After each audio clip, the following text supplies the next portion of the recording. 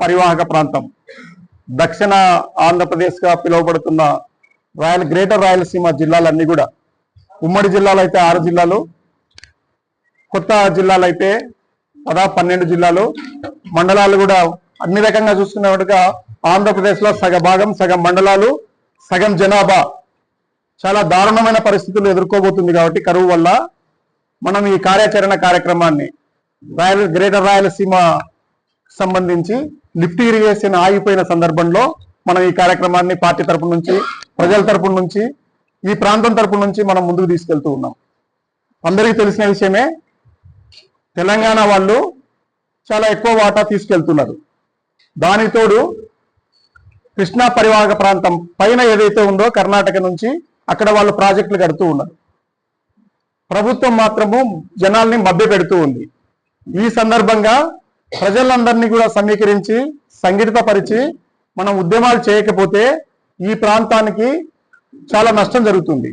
చాలా మంది ఏమనుకుంటారంటే దేశంలో తుఫాన్లు వచ్చినప్పుడు ఎక్కువ నష్టం జరుగుతుంది అనుకుంటారు. ఒక ఆయన ఏం చెప్పినాడంటే వాస్తవమైన విషయమే, కరువుల మీద, తుఫాన్ల మీద ఉన్నంత శ్రద్ధ కరువుల మీద ఉండదు. ప్రభుత్వానికి కానీ, మీడియాకి కానీ, ప్రజలకు కానీ అటెన్షన్ ఉండదు. ఇది అదేమో మర్డర్ లాగా ఉంటే ఇది స్లో పాయిజన్ లాగా ఉంటుంది.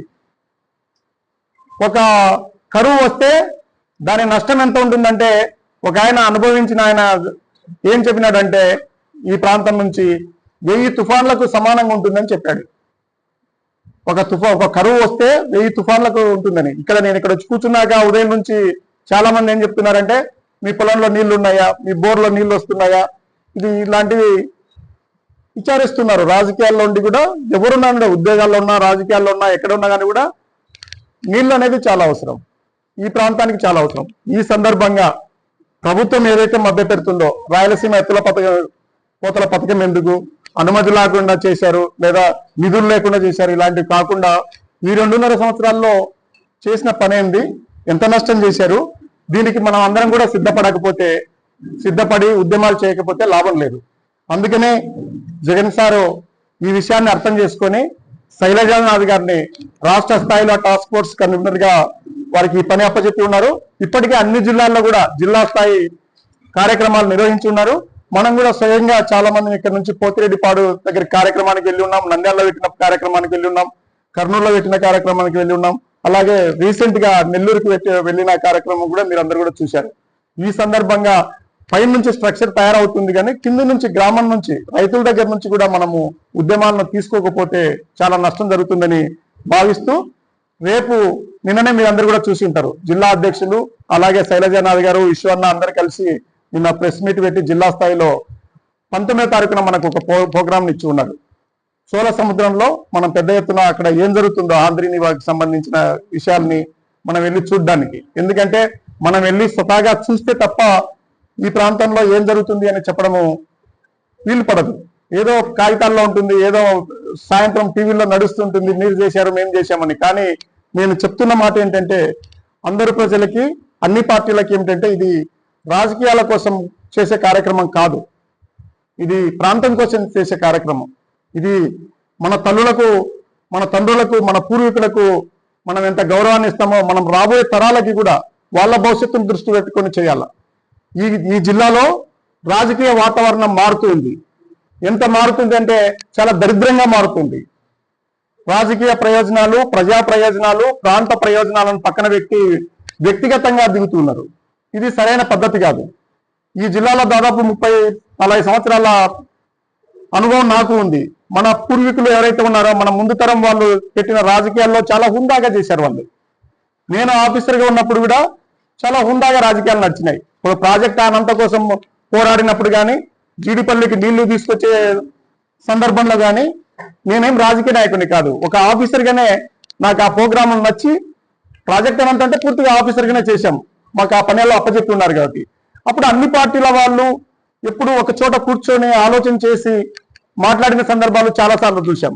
ఇంకొక విషయం ఏంటంటే వేరు పార్టీలో ఉన్న వాళ్ళు కూడా వాళ్ళు మిగతా విషయాలు ఎలా ఉండని జిల్లా విషయానికి వచ్చినప్పుడు మాత్రము ప్రజల కోసము కలిసి పనిచేసిన సందర్భాలు చాలాసార్లు చూసాం. రెవెన్యూ భవన్లో జరిగినట్టు కానీ, జిల్లా పరిషత్లో జరిగినట్టు కానీ, లేదా మంత్రుల స్థాయిలో మన పెద్దలు పెట్టిన మీటింగుల్లో మేము ఆఫీసర్లుగా పాల్గొన్నప్పుడు ఖచ్చితంగా ప్రాంతం కోసము పనిచేసిన సందర్భాలు ఉన్నాయి. ఇప్పుడు అట్లా కనపడట్లేదు. మీరు ప్రాంతానికి ఆ పని చేయకపోగా మీరేం చేస్తున్నారంటే మభ్య పెడుతున్నారు. మీరేం చేస్తున్నారంటే దాడులకు దిగుతున్నారు. ఇది సరైన పద్ధతి కాదు. మేము ప్రాంతం తరపున మాట్లాడుతున్నప్పుడు, ప్రజల తరపున మాట్లాడుతున్నప్పుడు మీరు మమ్మల్ని మాట్లాడనివ్వాలి, చేయనియాలి. ఇది ఒత్తిడి ఉందని కూడా మీరు మీ పార్టీలో చెప్పాలి, మీ ప్రభుత్వంలో చెప్పాలి. ఈ ప్రాంతానికి మేలు చేయాలి. మేము కుప్పం గురించి మాట్లాడుతున్నా అంటే మాకేం పెద్దంత అసూయ లేదు. మా కుందుర్పి పరిస్థితి ఏముంది అని అడిగాను. కదిరికి వచ్చిన పరిస్థితి కూడా ఏంటంటే మీరు అక్కడ చేస్తున్నారు, ఇక్కడ ఏంటని. మడక్సిరకు కూడా పోతున్నా అంటే మాకేం అభ్యంతరం లేదు. కానీ మా పరిస్థితి ఏంటి, మా వాటా ఏంటి, మా కోటా ఏంటి అనేది మాకు ఉద్దేశాలు. అంతేకాకుండా మొత్తం రాష్ట్రంలో ఉన్న పరిస్థితిని ఇంకోటి కూడా అర్థం చేసుకోవాల్సింది ఏంటంటే, మిగతా చోట్ల నేను పుట్టి పెరిగిన ప్రాంతాల్లో కూడా కాలుతో తంతే నీళ్లు వాడతాయి. కాలువల్లో బంకమట్టి ఉంటుంది, కాలుతోనే సర్దుతారు. చేయగో సరదాల్సిన అవసరం ఉండదు. అన్ని నీళ్లు ఉంటాయి, అన్ని కాలువలు ఉంటాయి. ఈ ప్రాంతంలో వ్యవసాయం అంటే ఏమిటంటే భూగర్భ జలాలు. ఇవి గర్భం నుంచి రావాల్సిందే, భూగర్భం నుంచి రావాల్సిందే, వేరే పద్ధతి లేదు. ఇట్లా భూగర్భంలో నీళ్లు ఉండాలా, రీఛార్జ్ కావాలంటే ఒకటి వర్షాలు పడాలా, లేదా కాలువలలో నీళ్లు పారాలా, లేదా చెరువులలో నీళ్లు నిలబడాలా. ఇవేమీ లేకుండా జరిగే పరిస్థితి లేదు. అది ఏ కార్యక్రమం తీసుకున్నా, జలానికి సంబంధించిన కార్యక్రమాలు ఏవి తీసుకున్నా కానీ కూడా ఇది నిజం, ఇది వాస్తవం. ఇంకోటి ఏంటంటే ఎప్పుడు కూడా అంటే అది విమర్శ కోసం కాదు, ఈ ప్రభుత్వంలో ఎప్పుడు కరువు ఉండనే ఉంటుంది. ఇప్పుడు ఎల్నినో ఎదుర్కొంటున్నాం, చాలా ఇబ్బందులు ఉన్నాయి. ఈ ప్రాంతంలో నేను కూర్చున్న ప్రాంతానికి ఒక 25 కిలోమీటర్ల దూరంలోనే జీడిపల్లి ఉంది, అంతకుమించి లేదు. అక్కడ నుంచి నీళ్లు తీసుకురాలేకపోయాము. కుప్పానికి మాత్రం నీళ్లు తీసుకుపోయినారు. తర్వాత ఇంకోటి ఏంటంటే ఇక్కడ కూర్చున్న ప్రాంతం నుంచి ఒక 16-17 కిలోమీటర్ల దూరంలోనే గుండ్లపల్లి ఉంది. ఎన్నిసార్లు నీళ్లు పోయినాయి, అక్కడ ఎన్ని నెలలు పోయినాయి. వాటిని పట్టి ఉంచలేకపోయాం కదా. ఇవన్నీ నిజాలు కదా. ఎవరున్నా కానీ కూడా ఏం చేస్తున్నా అవన్నీ నిజాలు. అందువల్ల దేవుడి దయతో కురిసే వర్షాలు కానీ, మనుషుల మానవ తప్పిదాలతో, పార్టీల తప్పిదాలతో జరుగుతున్నవి కానీ ఇవన్నీ కూడా ఎత్తి చూపడానికే మనము ఇలాంటి కార్యాచరణ పెట్టుకున్నాం. ఇదేదో ఓ శత్రుత్వాన్ని పెంచుకోవడానికి కానీ, ద్వేషాన్ని పెంచుకోవడానికి కానీ, మీరు మేము కత్తులు దూసుకోవడానికి కాదు. మీకెందుకు అట్లాంటి ఇవాళ కూడా ప్రెస్ మీట్ పెడుతుంటే అదే టైంకి ప్రెస్ మీట్ అని మీరు పెట్టుకుంటున్నారు. ఏముంది? ఒక రాష్ట్ర మాజీ మంత్రి గారు శైలజానాథ్ గారు వచ్చి ఒక కార్యక్రమం మీదకి వస్తారని మేము 24 గంటల ముందు చేస్తే దానికి ఏమప్ప అంత కరెక్ట్ గా అదే టైంలో 11:30కే మీకు 1-to-1 మీటింగ్ అంట. అది కూడా నేనేదో మీటింగ్లు ఎప్పుడు చూశాను కానీ 1-to-1 మీటింగ్లు ఏంటి ప్రెస్తో నాకు అర్థం కాలేదు. ప్రెస్ మీట్లు చూశాను, ఇంకో మీటింగ్లు చూశాను. ఇది కొత్త పదం, ఇది 1-to-1 మీటింగ్ అనేది. అంటే ఇలా చేస్తారు, అది నాకు నచ్చంది. మేమేమో మళ్ళీ ఏమంటారు అడ్డుకుంటున్నారు, మేమేమో అగ్గిపుల్లో కూడా అడ్డమేమని చెప్తున్నాం. ఇప్పుడు ఆర్డిటి చేసిన రోజు కూడా అంతే. ఆ బొమ్మగానిపల్లిలో ఏం చేస్తారు, ఇలాగనే చేస్తారు. ఆ బాల వెంకటాపురంలోనే అలాగనే చేస్తారు. ఆఖరికి విగ్రహానికి కూడా దండ వేయలేకపోతుంది. నేను ఆ రోజే చెప్పాను, మీరు ఈరోజు దండ వేయనివ్వట్లేదు, ఖచ్చితంగా ఇది సాధించిన రోజు విజయయాత్రగా వస్తాము, వేడుకగా వస్తామన్నాము. అది చేర్చు పెట్టాము. 100 మంది మీద కేసులు పెడతాయి. వేడుకలు అవి, ఏమి ఇబ్బంది ఉంది దాంతో? అందువల్ల మేము ఏదైనా చేస్తుంటే ప్రజా ప్రయోజనం ఉందా లేదా చూడండి, ప్రాంత ప్రయోజనం ఉందా లేదని చూడండి. అట్లా వీలున్నప్పుడు మీరు ఊరుకోండి. సాంప్రదాయం మంచిది కాదు, దాన్ని అడ్డుకునేది కానీ ఇంకోటి కానీ అడ్డుకుంటే మీతో ఏమవుతుంది? ఎంతవరకు అడ్డుకోగలరు? సరే, మీడియాలో బలం ఉండొచ్చు, జ్యుడిషియరీలో బలం ఉండొచ్చు. ఆ బలం ఎన్నాళ్ళు ఉంటుంది? అది శాశ్వతమా? అట్లాంటివి ఏమి ఉండవు కదా. మేము ఈ ప్రాంతంలో చాలా కింది నుంచి వెళ్ళాలనుకుంటున్నాం. సో కూడేరు మండలంలో మారుమూల ప్రాంతం అది చోళ సముద్రం, అక్కడికి మేము పెద్ద ఎత్తున తరలి వెళ్ళాలనుకుంటున్నాం. జరుగుతున్నదేవో తెలియజేయాలనుకుంటున్నాం. మీరు చెప్పారు 2.5 సంవత్సరాల్లో చేస్తామని. అందుకే నేనేం చెప్పానంటే ఒక్క 4 గంటల ముందు కూడా నేను కార్యక్రమం ఏది తీసుకోదలుచుకోలేదు. మీ టైం పూర్తిగా అయిన తర్వాతనే, మీరు చెప్పిన టైంని చూసిన తర్వాతనే, మీరు ఏం చెప్పినారో కెమెరాల ముందు ఆ రోజే మళ్ళా మాట్లాడతాను. మిగతా రోజులు అవసరం లేదు.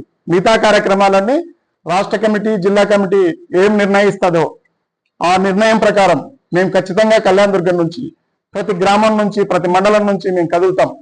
ఖచ్చితంగా ఈ ప్రాంత ప్రయోజనాల కోసం, మా నీళ్ల వాటా కోసం, మా కోటా కోసం మేము ఖచ్చితంగా కొట్లాడతాం. ఎప్పుడో 40 సంవత్సరాల క్రితం లేపాక్షి నుంచి నేను అప్పుడు 7వ తరగతి 8వ తరగతి చదువుతున్నట్టు గుర్తు నాకు. కోవలగుండ్ల నుంచి మా ఊరి మీదుగా వెళ్తుంటే మేమందరం వెళ్ళి రిసీవ్ చేసుకున్నాం వాళ్ళని. అదే ఇవాళకి అంత టైం పట్టింది. అందువల్ల నీళ్ల విషయంలో చిన్న చిన్న విషయాలు కాదు, మనం కొట్లాడాల్సిన విషయాలు కాదు. పార్టీలు కాదు, రాష్ట్రాలతో పోటీ పడాల్సి వస్తుంది, దేశంలో అందరం వెళ్ళి కూర్చోవాల్సి వస్తుంది. ఇవన్నీ చాలా ముఖ్యమైన అంశాలు. నీళ్లు లేకపోతే ఏం చేద్దాం అనుకుంటున్నారు? ఇవన్నీ ఎండబెట్టుకుంటారా? మిగతా ప్రాంతాల్లో నీళ్లు పోతుంటే పదే పోతుంటే ఇప్పుడు పోలవరం కడతారు, ఎన్ని వేల కిలోమీటర్ల దూరంలో ఉంది, ఈ ప్రాంతానికి ఎలా ఉపయోగపడుతుంది? ఇవన్నీ కూడా ముఖ్యమైన అంశాలు కదా. మన జీడిపల్లెకి నుంచి బీటీపీకి కాలువలు తవ్వడానికే మీకు ఇంత టైం పడుతుంది. ఇవన్నీ కూడా చాలా ముఖ్యమైన అంశాలు. అందువల్ల తెలుగుదేశం పార్టీ నాయకులకు, మిత్రులకు మొదటిసారి నేను ఈ కళ్యాణదుర్గం నుంచి ఒక నీళ్లకు సంబంధించి మాట్లాడుతుంది. మొదటిసారి మేమేం పొరపాట్లు చేయదలుచుకోలేదు. ఈ ప్రాంతం గురించి, ఈ ప్రజల గురించి మేము ఉద్యమాలు చేయదలుచుకున్నాం. అది మాకు చాలా ముఖ్యమైనది. మీరు అడ్డుకునే ప్రయత్నాలు కానీ ఇంకోటి కానీ చేయకండి. ఏదైనా విషయం ఏమైనా తప్పుడు ఉంటే మీకు మా దగ్గర ఫోన్ నెంబర్లు మీ దగ్గర ఉన్నాయి, మా నెంబర్లు మాట్లాడండి. మీరు అలా చేయకూడదు అని. అంతేగాని మీరు మా ఒత్తిడిని మీరు బేస్ చేసుకొని ఇంకా మరిన్ని మీరు నిధులు తీసుకురావడానికో ఇంకో దానికో ఉపయోగించుకోండి. కానీ లేకపోతే మీరు ఇలాగే చేస్తుంటే మాత్రం ఈ ప్రాంతంలో ఖచ్చితంగా మీరు ద్రోహులు అవుతారు. లేదంటే మీరు ఏ ప్రాంతానికి మీరు వెళ్ళి ఆ పనులు చేసి ఉంటారో మీరు ఆ ప్రాంతంలోనే ఓట్లు అడగాల్సి ఉంటుంది. ఈ ప్రాంతంలో అడగడానికి లేదు. మీరు ఏ ప్రాంతానికి చేసి ఉంటే ఆ ప్రాంతంలోకి వెళ్ళాలి. అది న్యాయమైన పద్ధతి. అందువల్ల మీరు గుర్తుపెట్టుకోండి. నేను ఇటువైపు ప్రజలకు తెలియజేస్తున్నాను, అటువైపు పార్టీలకు తెలియజేస్తున్నాను. మనం అంతా కలిసి పనిచేయాల్సిన పని. ఈ ప్రాంతం కోసం, ఈ ప్రజల కోసం, ఒక రాయలసీమలో, గ్రేటర్ రాయలసీమలో నీళ్ల కోసం మనం పోరాడుతున్నప్పుడు మనం ప్రతి ఒక్కరికి అర్థమయ్యేటట్టు చెప్పాలి. ఎప్పుడైతే పైన నీళ్లు ఆగిపోతాయో, ఎప్పుడైతే మన కొత్తగా ప్రాజెక్టులు నిర్మించుకోలేమో, ఎప్పుడైతే మన ప్రాజెక్టులో పూడిక నిండిపోతుందో నీళ్లు పట్టి ఉంచే శక్తి తగ్గిపోతుంది, వర్షాల కూడా తగ్గిపోతుంది మారుతున్న వాతావరణ పరిస్థితుల వల్ల. అందువల్ల ఇవన్నీ గుర్తుపెట్టుకోవాలి. అన్నిటికంటే రీఛార్జ్ మీద ఆధారపడిన మన ప్రాంతం ఖచ్చితంగా చెరువుల్లోనూ నీళ్లు ఉండాలి, కాలువల్లో నీళ్లు పారాలి, మన బోర్లకు నీళ్లు రావాలి. కాబట్టి దాని మీదనే మనం ఎక్కువ ప్రయత్నం చేయాలనేది కూడా మీకు అందరికీ తెలియజేస్తున్నాను. అందువల్ల పార్టీ ఏ పిలుపునిచ్చినా కానీ కూడా, రాష్ట్ర పార్టీ కమిటీ కానీ లేదా జిల్లా కమిటీ కానీ ఏది ఇచ్చినా కూడా కళ్యాణదుర్గం నుంచి మన కాంట్రిబ్యూషన్ ఖచ్చితంగా ఉండాలని మీకు అందరికీ తెలియజేస్తూ ఉంటుందని కూడా నేను భరోసాను ఇస్తూ నేను ఇంతతో ముగిస్తున్నాను. మిగతా విషయాలు పెద్దలు శైలజానద్ గారు మాట్లాడతారు.